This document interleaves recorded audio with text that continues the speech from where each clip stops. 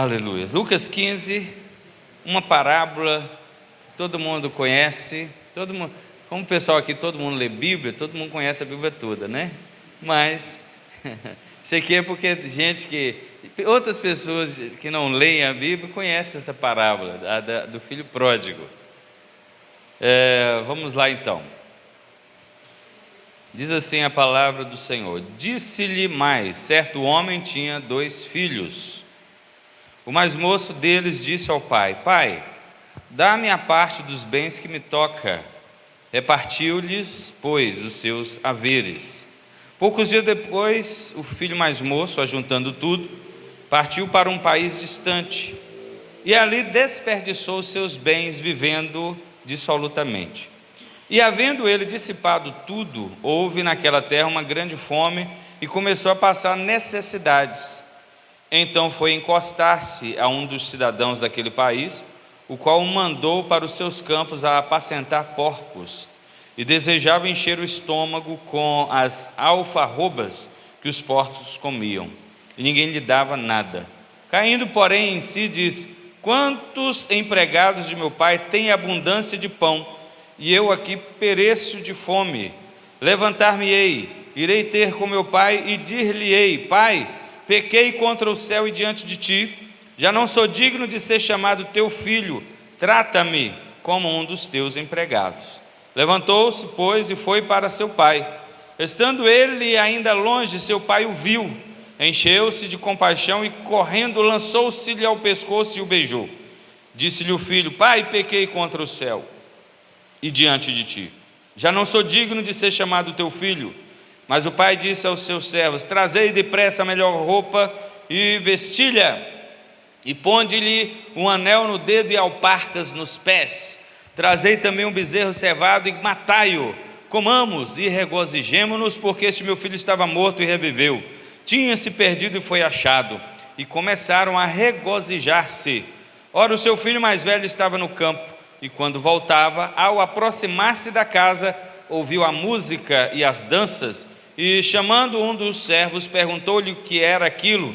Respondeu-lhe este: chegou teu irmão, e teu pai matou o bezerro cevado, porque o recebeu são e salvo.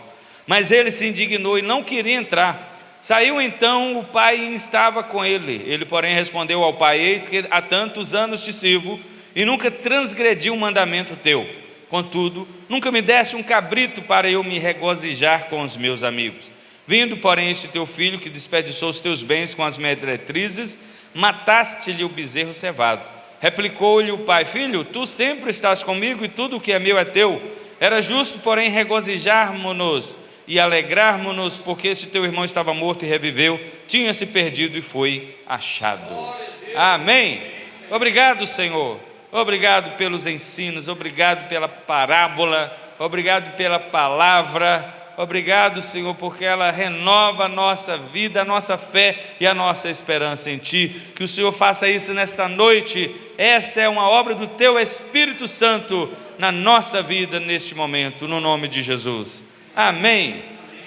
Pode sentar, meus irmãos.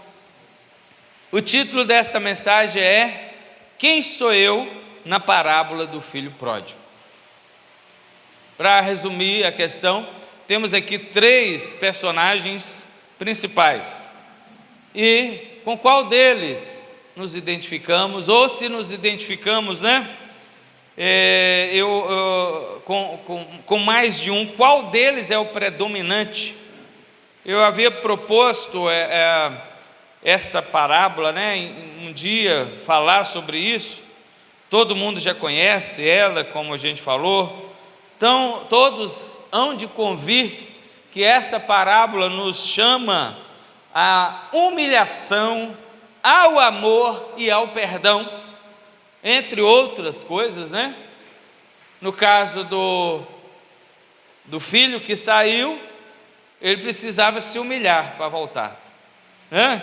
No caso do pai, o perdão que ele ofereceu. No caso do outro filho que ficou, ou no perdão, no amor que ele ofereceu. E no caso do filho que ficou, o perdão que ele precisava dispor para o seu irmão. Então eu quero considerar os personagens desta parábola sobre estes principais aspectos mencionados. E eu quero chegar ao fim aqui desse sermão, tendo nos levado a perguntar com qual desses personagens mais nos parecemos. E é claro, como eu disse e repito, às vezes a gente tem característica até de todos, mas qual é a predominância, né? Com qual deles nós nos parecemos mais? E por fim, aquela pergunta que cada um pode responder: com qual deles eu gostaria de me parecer? Então vamos lá. O primeiro personagem é o filho pródigo mesmo. Para começarmos a pensar, é bom falar que este nome pródigo não está aqui no texto, né? Está no título. A palavra pródigo não consta no texto bíblico. Aí eu estive fazendo uma consulta no dicionário português e encontrei a seguinte definição da palavra pródigo: aquele que gasta de forma desmedida ou compromete suas possibilidades econômicas com gastos excessivos. Isso é o pródigo. Dissipador, esbanjador, gastador. Esse é o pródigo. Eu acho que com essa característica ninguém aqui se identifica. E de fato ele era tão esbanjador que em meio versículo, é o verso 13, meio versículo registra que ele acabou com tudo. Menos da metade do versículo. Vou ler de novo aqui, ó, 13. Poucos dias depois, o filho mais moço, ajuntando tudo, partiu para um país distante, e ali desperdiçou os seus bens, vivendo dissolutamente. O final do versículo diz que ele acabou com tudo. A palavra usada foi dissipou, e em alguma versão, a minha falou desperdiçou. Dissipar significa consumir, destruir, perder por excessos. E como eu disse, eu acho que se eu perguntasse a qualquer um quem é igual ao filho pródigo, nesse caso aqui, nós não teríamos resposta, porque todo mundo é tranquilo em relação às finanças. Digam graças a Deus. Mas sabemos que em todo lugar há sim pessoas assim, né? Tem gente da família que é assim, gastador, né? Numa igreja, menos nessa aqui que eu falei, né? Isso acontece só lá lá nas Minas Gerais. Numa igreja, às vezes a gente encontra pessoas assim. Numa empresa, às vezes você tem um colega de trabalho que ele fica esperando o dia do pagamento para ele aparecer em casa só depois que o fim de semana tiver terminado. Em qualquer lugar, na vizinhança, às vezes você conhece alguém. Em todos esses lugares e outros a gente vai encontrar pessoas assim, pródigas, esbanjadoras. Uma das características dessas pessoas que são esbanjadoras e pródigas é que elas são imaturas. Você vai lendo isso aqui e você vê isso claramente nesse moço. Dos dois filhos era o mais jovem.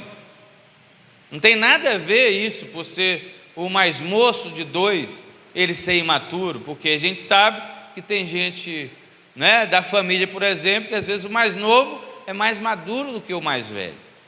Não é por isso. Mas quais são as características? Algumas características de pessoas imaturas. Elas querem tudo. Elas desejam tudo. Elas também são mal agradecidas. Está lembrando de um certo povo lá no deserto? Pois é. Querem tudo, queriam tudo, desejavam de tudo. E Deus tinha que fazer a hora que elas quisessem. E quando Deus fazia, não se vê agradecimentos. São mal agradecidas. Pode ter tudo, mas reclama, do que não tem. Não é? Aí a gente precisa aprender a agradecer a Deus o que tem e não achar ruim do que não tem. Desfrute daquilo que o Senhor tem te concedido. Os apóstolos, vários deles nos falam nas cartas sobre contentamento, e também no Antigo Testamento nós temos contentamento. Pois bem, assim era esse filho mais moço, mas há mais uma característica negativa neste rapaz: ele também era orgulhoso. Veja que quando ele perde tudo e começa a passar necessidade, ele não pensa em retornar. Inicialmente não. Está vendo aí? Olha o 14. Havendo ele dissipado tudo, ou ele teve um azar tão grande que ele não só perdeu tudo, mas coincidiu na terra ter uma fome. E ele começa a passar necessidades. Aí ele voltou para a casa do pai? Não.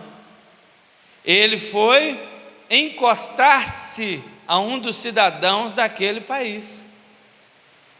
Ele não voltou para a casa do pai. Não, eu saí de lá, não quero nem ver aquele lugar lá. Eu vou aqui, batalhar, eu vou conseguir tudo de novo. Ele é orgulhoso. Está vendo, irmãos?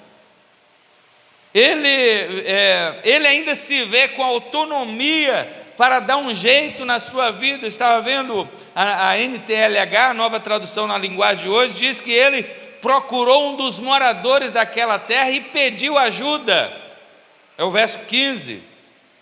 Ele só busca a casa do pai quando estava nas últimas mesmo, porque tudo coincidiu. Ele perdeu tudo, a fome se alastrou naquele lugar. Ele vai procurar uma pessoa lá para ajudar, manda apacentar porcos e diz que ele ainda desejava se alimentar do que os porcos comiam, mas não tinha permissão para isso.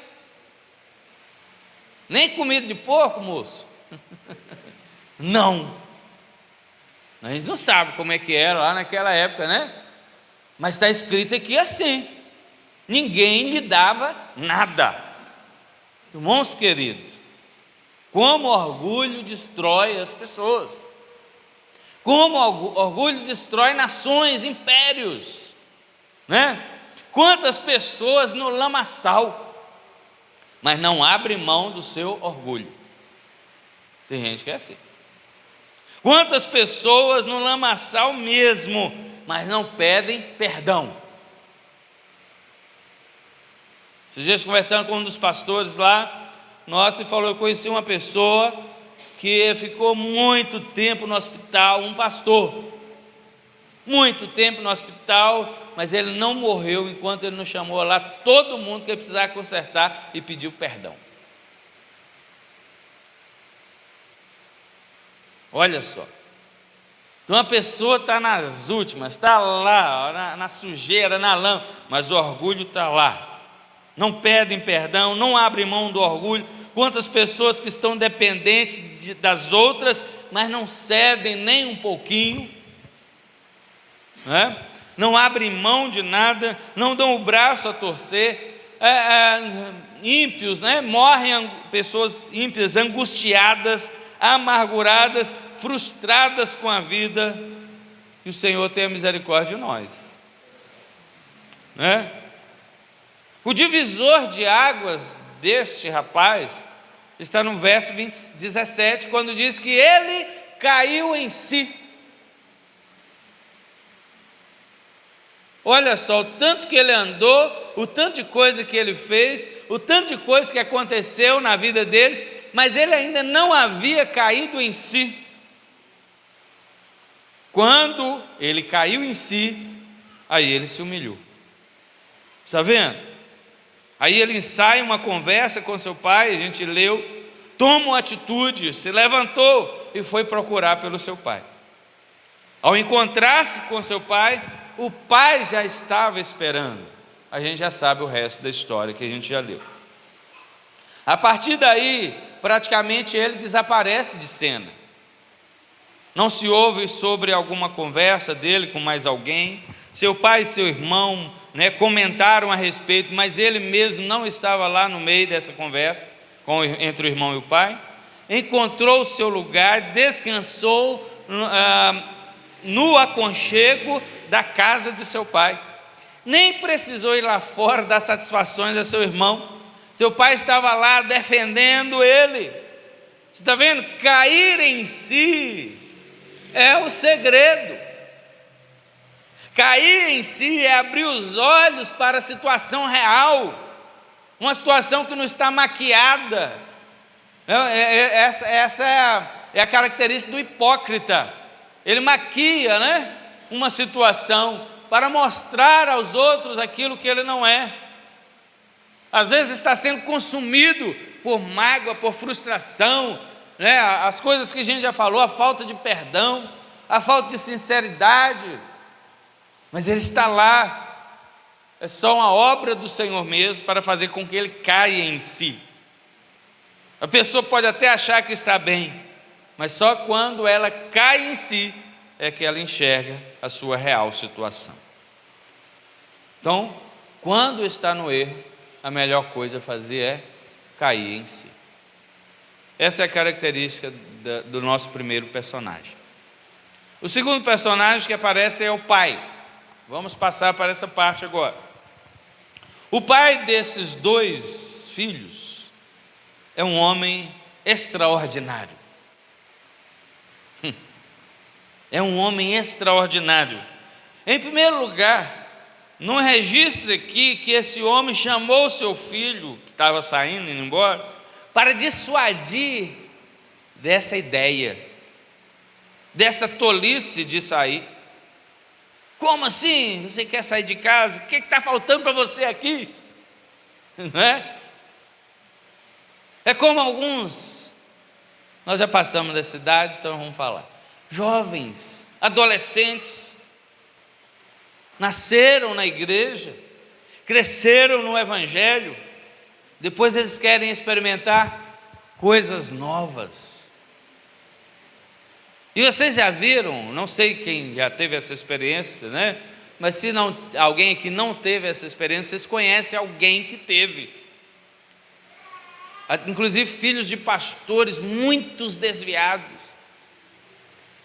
E já vê que não adianta orar, conversar, jejuar, que eles são obstinados e saem da igreja mesmo. Se esquece que nem sempre coisas novas significam coisas boas. Vocês esquecem disso. Pois é. E o Pai, que é Deus, já viu que ele quase nunca interfere também?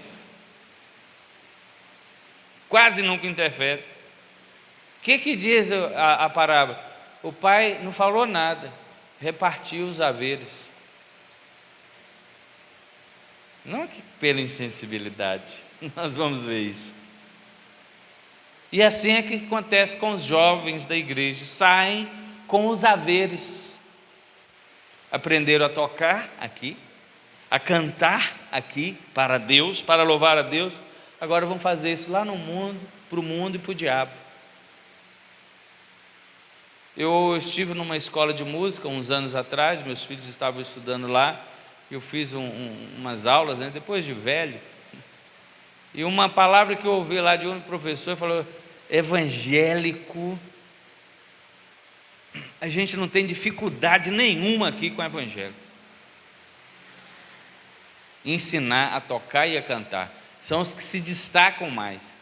Por quê, irmão? Aprendeu aonde? A música é de quem? A música é de Deus. O diabo que faz essas coisas com a música, mas a música é de Deus. Viu? Aprende a louvar aqui na casa do Senhor, na presença do Senhor. Eu conheço muitas pessoas da nossa época, pessoas que saíram da igreja para tocar no mundo. Umas não conseguiram voltar, morreram por lá mesmo, outras ainda estão lá, outras estão saindo para tocar no mundo, para cantar no mundo.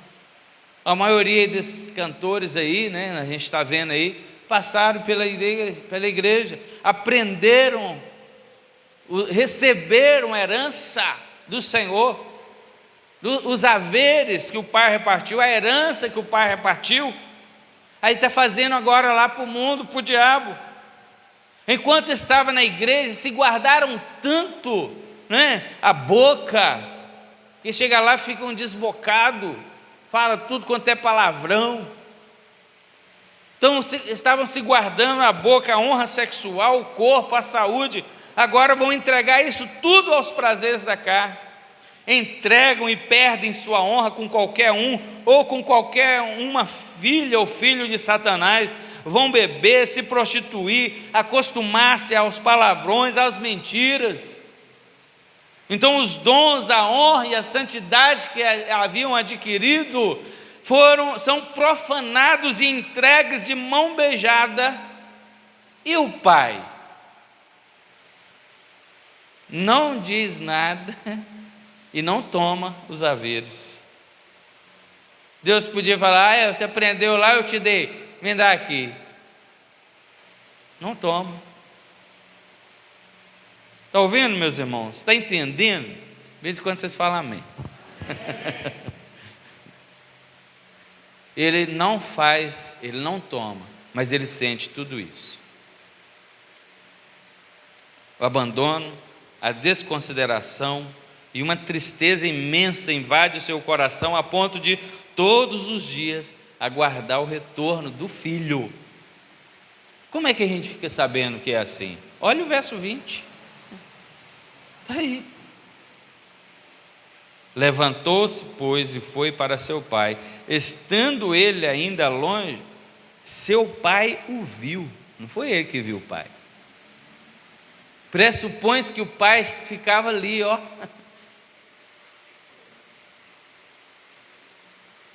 O pai que viu. Então o pai ia lá, ó, na estrada, por onde o filho tinha saído, sem falar nada com ninguém. Seu pai o viu. Seu pai o avistou, e quando ainda ele estava longe, aquele andar eu conheço. Está meio maltrapilho, mas eu sei quem é. Glória a Deus quando filhos retornam. Louvado seja Deus quando filhos retornam.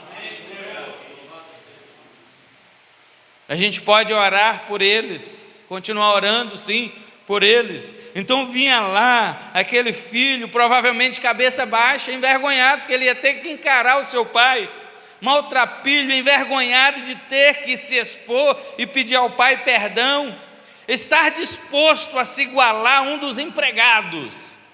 Ele disse: me considera como um dos empregados. Que drástica mudança! Quem antes era senhor, agora quer se tornar escravo. Quem antes era patrão, agora quer se tornar empregado. Quem antes era rei, agora se tornará um qualquer. Rei Zedequias, o último rei de Judá, assim que foi capturado, o que aconteceu? Nabucodonosor mandou que matasse os filhos na frente dele, depois vazaram os olhos dele, foi levado lá para a Babilônia, morreu lá como escravo e derrotado. Está lá em Jeremias 52, verso 10 e 11. Que drástica mudança! Esse pai é um pai reconciliador. Aleluia. Aí nós já estamos fazendo a aplicação. Nós falamos com quem se parece o filho, né? O filho, o pródigo, e agora o pai. Olha quais são as características nossas, de também ser reconciliador, de também receber, de orar. Então ele se oferece para reconciliar com seu filho perdido. Ele quem o avista primeiro, ele é quem se compadece, ele é quem corre até ele e o abraça e o beija. Ele não se importa agora com o que o filho fez, com os haveres, com a herança. Ele nem mesmo respondeu ao filho quando o filho fez a confissão. Não está escrito assim: não, tá bom meu filho. Não, ele nem respondeu. Não, melhor, ele respondeu, mas não com palavras, né? nessas ocasiões as atitudes valem mais do que as palavras. Como que ele respondeu? Ele deu uma festa de arromba. E que festa! O novilho cevado não era um novilho qualquer, irmão. Era o novilho, viu? O novilho. Esse pai continua sendo um pai reconciliador. O verso 28 nos mostra, olha o que o pai ainda continuou, fazendo. Nos mostra como ele foi agora atrás do outro filho. Olha que pai. Ele foi agora atrás, resolveu o problema de um, parecia outro problema, foi atrás do outro. Olha. O outro não queria entrar, se indignou e não queria entrar. Saiu então o pai e instava com ele. Olha que pai extraordinário, como eu disse no começo. Que Deus maravilhoso, né? O outro não queria participar da festa. O texto diz que ele nem entrou para festejar. E termina a parábola com a tentativa do pai de reconciliá-lo. Porque um pai como esse sempre deseja ver o bem-estar dos filhos. Quer ver todos na festa, quer abençoar a todos. Mas o pai também não é um mendigo. Fica mendigando a sua presença no culto. Fica mendigando sua presença na oração, na adoração. Fica mendigando, meu filho não vai não. Aí vai lá para a porta da rua, o filho está indo embora com os bens, com os haveres, com a herança. Não vai não, joelha lá. Não, ele não é um mendigo. E por isso também ele é um pai extraordinário. Um pai como esse deseja assim. Ele não mendiga isso, mas ele espera que quem saiu caia em si. Amém? Vamos para o terceiro personagem, que é o filho mais velho. Esse filho que agora a gente vai falar é um filho obscuro. É obscuro porque ele não aparece no começo da parábola. O texto não diz também que ele foi atrás do irmão tentar dissuadir. Já sabemos que o pai não fez isso, e também falamos a razão. Porque o pai deseja voluntariedade. Eu sei que o pastor, nós como pastores, falamos, irmão, você tem que estar no curso, tem que estar na igreja. Mas o melhor é que não precise isso. Você tem que saber que o nosso compromisso, seu e meu, é com o nosso Pai que está nos céus, que nos abençoa voluntariamente e com muitas bênçãos, irmãos. É com muitas bênçãos. Tenta contar aí, só as de hoje. Mas não fala não, você sabe que não vai dar. Mas esse outro irmão não fez isso, não foi atrás do irmão por outras razões. No fim da parábola é que a gente entende que ele gostaria de ficar só com todo aquele império. Ainda indica que não via a hora do pai morrer para ele se tornar o dono sozinho de todos aqueles bens e mostrar a todos que ele merecia tudo aquilo. Ou seja, ele também era orgulhoso. Quando ele resolve aparecer, é para tentar corrigir o pai dele. Quando aparece ele, é para corrigir o pai. Ele está indignado.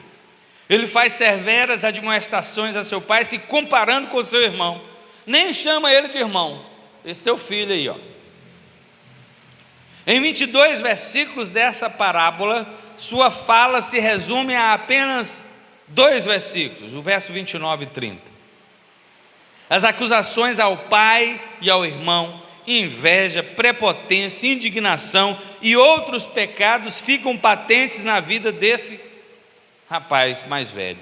29 e 30, as únicas palavras dele: eis que há tantos anos te sirvo, nunca transgredi um mandamento teu, contudo nunca me deste um cabrito para eu me regozijar com meus amigos. Vindo, porém, esse teu filho, que desperdiçou os teus bens com as meretrizes, mataste-lhe o bezerro cevado.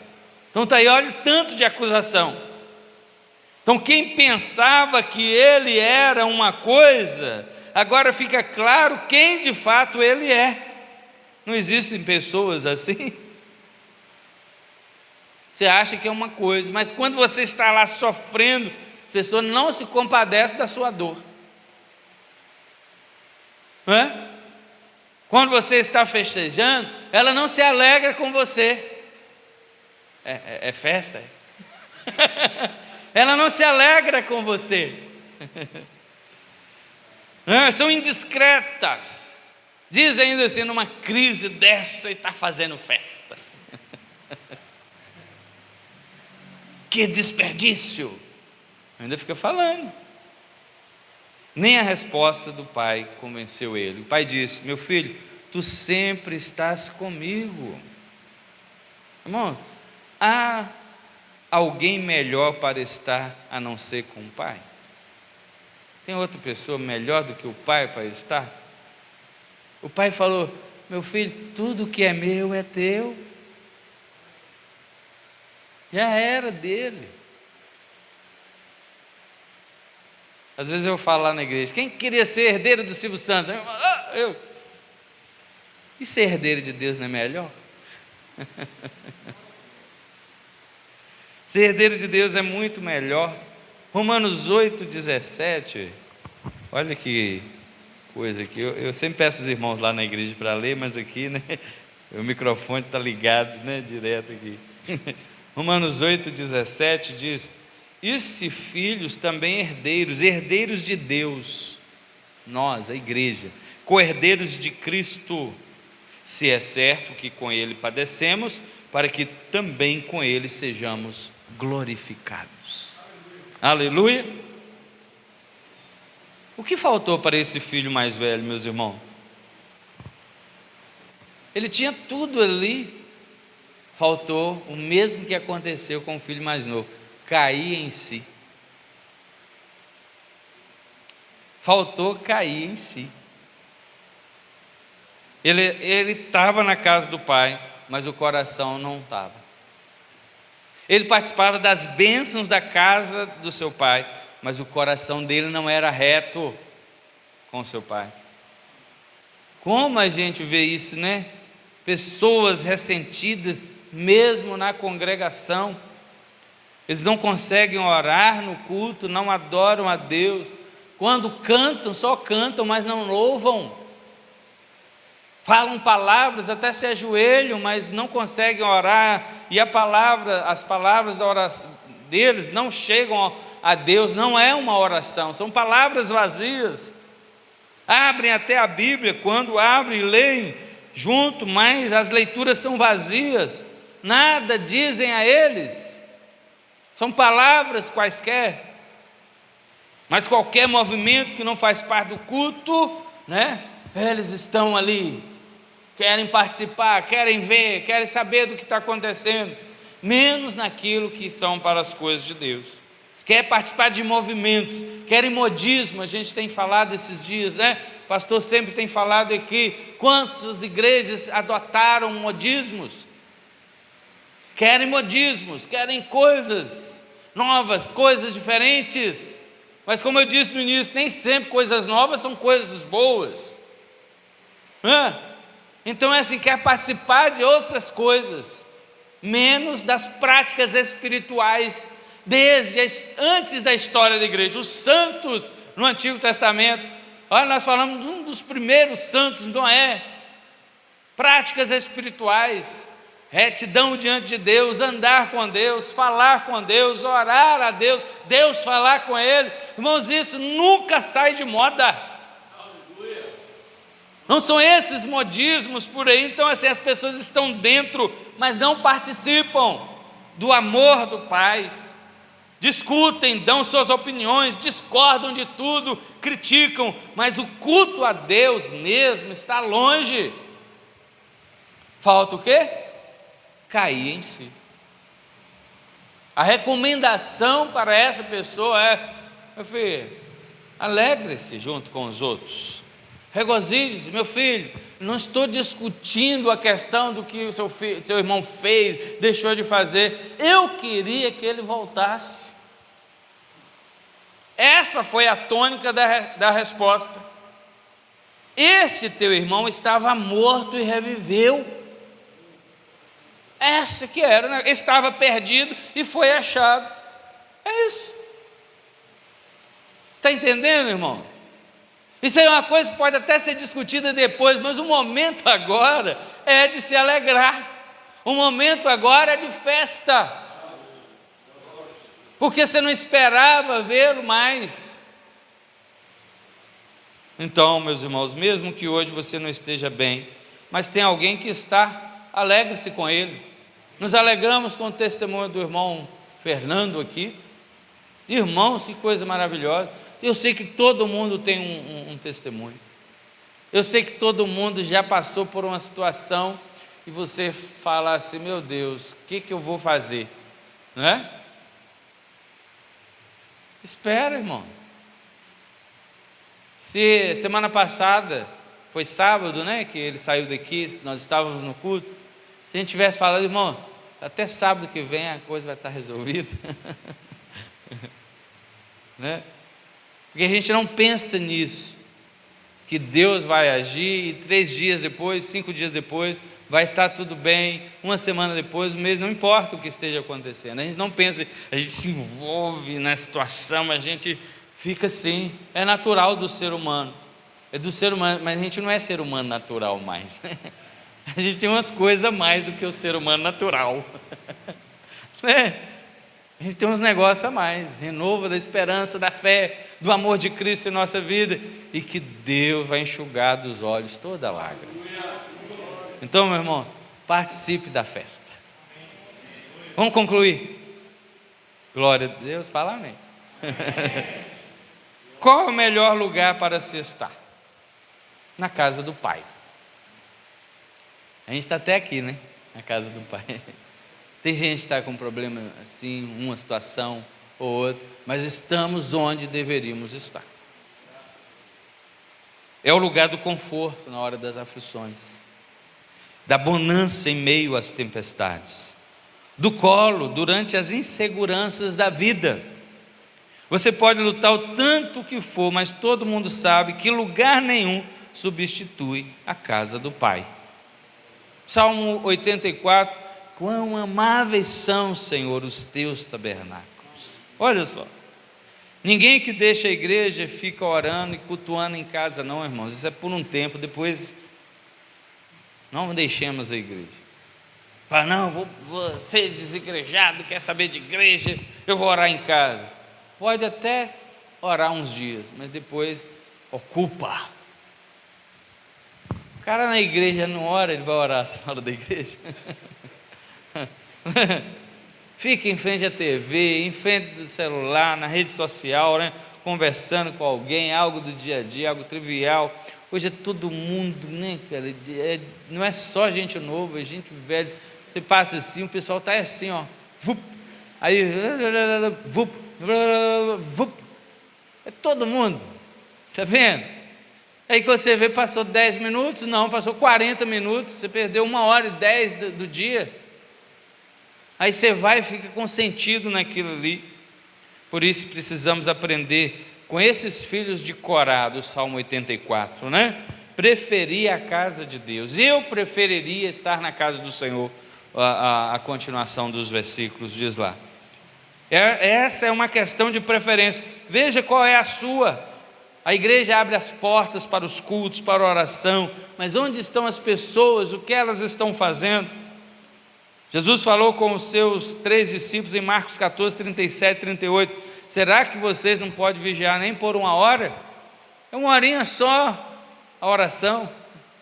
Jesus reclamou isso com os discípulos. Nem 1 hora vocês podem velar comigo? Está vendo?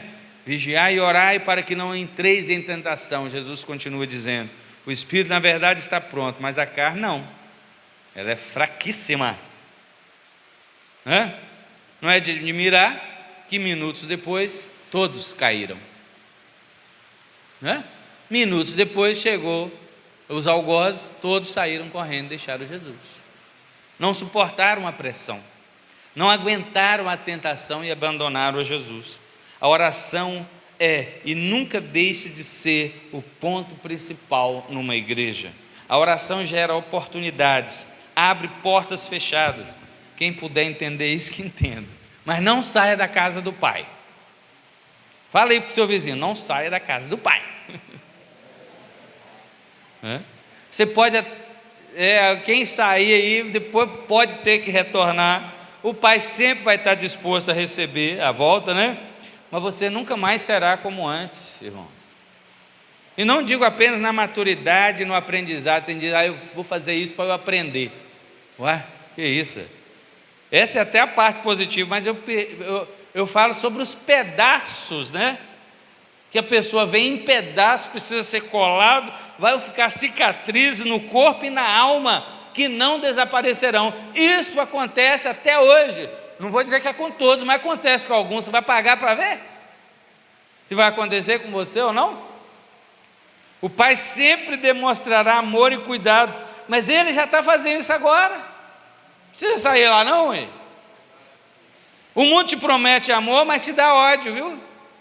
Promete liberdade, mas na verdade coloca uma algema na sua mão, de maneira que você não sabe como que fazer para retornar. O Pai não fica toda hora prometendo coisa, porque todas as coisas dele já são suas, não é isso? Está escrito, tudo que é meu é teu. Você é herdeiro. Essa parábola, né, não deveria ser chamada de parábola do filho pródigo, é só o título, tá? Porque o herói aqui nem é esse filho, muito menos o outro. O herói aqui é o pai, né? Parábola poderia se colocar o título assim, a parábola do pai que sempre ama, né? Amém? Amém. Vamos orar? Deus abençoe os irmãos. Obrigado pela oportunidade de novo.